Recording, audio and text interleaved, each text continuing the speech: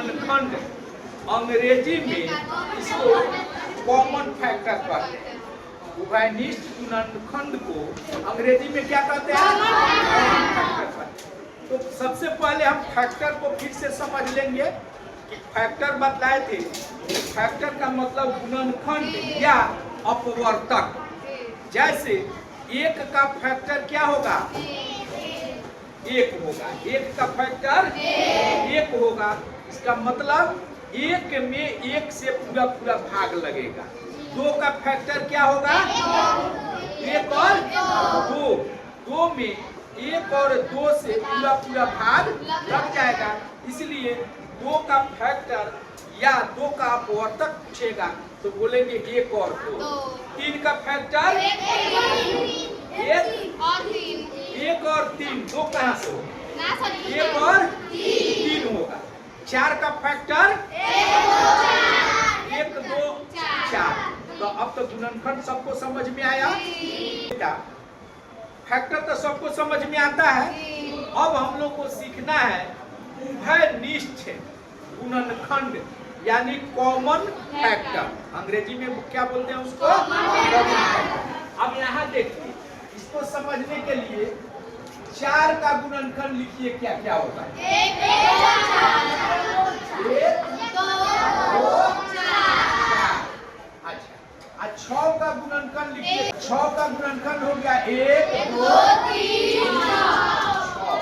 अब देखिए 4 का फैक्टर हम लिख दिए नहीं, 1 2 4। आज 6 का फैक्टर लिख दिए 1 2 3 4। अब जो है उभयनिष्ठ गुणनखंड का मतलब होता है, कॉमन फैक्टर का मतलब होता है जो दोनों में हो। जो दोनों में हो। जैसे दोनों में कौन कौन है? एक इसमें भी एक और ये दो और ये दो। तब लिखेंगे 4 और 6 का, 4 और 6 का उभयनिष्ठ गुणनखंड यानी कॉमन फैक्टर।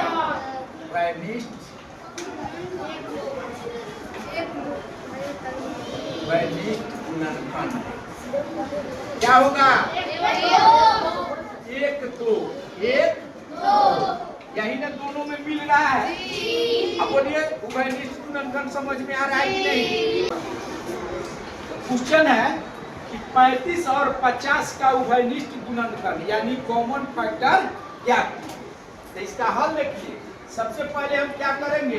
35 का गुणनखंड लिख देंगे। 35 का गुणनखंड यानी फैक्टर लिख देंगे। हाँ बोलिए क्या होगा? 1 5 7 और 35। ये 35 का गुणनखंड हो गया। यानी 1 5 7 और 35 से 35 में पूरा पूरा भाग लग जाएगा। अब क्या करेंगे? फिर 50 का गुणनखंड लिख देंगे। 50 का गुणनखंड कितना होगा? 1 2 5 10। हाँ 10 25 50। अब देखिए 50 का गुणनखंड हो गया 1 2 5 10 25 और 50। यानी इन सारी संख्याओं से 50 में पूरा पूरा भाग लग जाएगा। इसलिए ये सभी संख्याएं 50 के फैक्टर हो गए, गुणनखंड हो गए यानी अपवर्तक हो गए।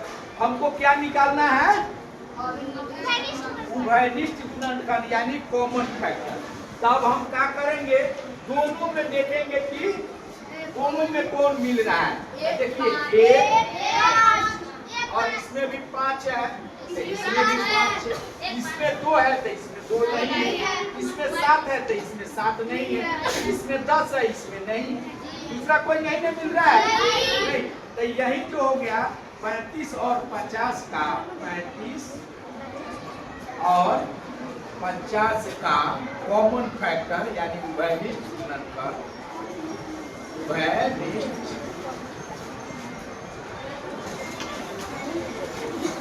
उभयनिष्ठ गुणनखंड। कितना हो गया? 1 और 5। यही जवाब हो गया इसका। बोलिए कितना आसान है ये। सबसे पहले फैक्ट। अब देखिए क्वेश्चन है 4, 8 और 12 का उभयनिष्ठ गुणनखंड ज्ञात। तो इसमें कितनी संख्याएं हैं? 3। तो 2 संख्याएं हो, 3 संख्याएं हो, 4 संख्याएं हो, 10 संख्याएं हो, कोई अंतर नहीं पड़ता। ठीक है, तो क्या करेंगे? हल देखिए, सबसे पहले 4 का गुणनखंड लिख देंगे। 4 का गुणनखंड, 4 का गुणनखंड क्या क्या होगा? 1, 2, 4 हो गया। फिर लिखेंगे 8 का गुणनखंड। 8 का गुणनखंड कितना होगा? 1, 2, 4 8। उसके बाद लिखेंगे 12 का गुणनखंड। 1, 2, 3, 4 4 के बाद 6। अब जो है देख लीजिए 4, 8 और 12 का उभयनिष्ठ गुणनखंड निकालना है। तो हम क्या किए? 4 का फैक्टर लिख दिए, उसके बाद 8 का फैक्टर लिख दिए और 12 का फैक्टर लिख दिए। हमको निकालना क्या है? उभयनिष्ठ गुणनखंड यानी कॉमन फैक्टर। क्या निकालना है? Common factor. तो कॉमन फैक्टर देखेंगे जो इस तीनों में कौन मिल रहा है, तो 1 इसमें भी है, 1 इसमें भी है, उसके बाद 2 इसमें भी है, 2 इसमें भी है, उसके बाद 4 इसमें भी है, इसमें भी है और इसमें भी है। अब दूसरा कोई मिल रहा है तीनों में? तो यही जो है 1, 2 और 4 क्या हो गया? उभयनिष्ठ गुणनखंड हो गया। किसका? 4, 8 और 12 का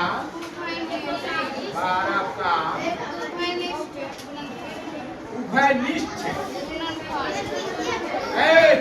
अच्छा रुक जा। उभयनिष्ठ गुणनखंड यानी कॉमन फैक्टर।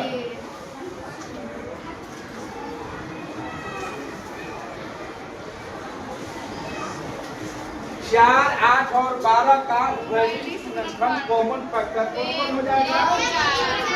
1, 2 और 4। यही जवाब हो गया। बोलिएगा।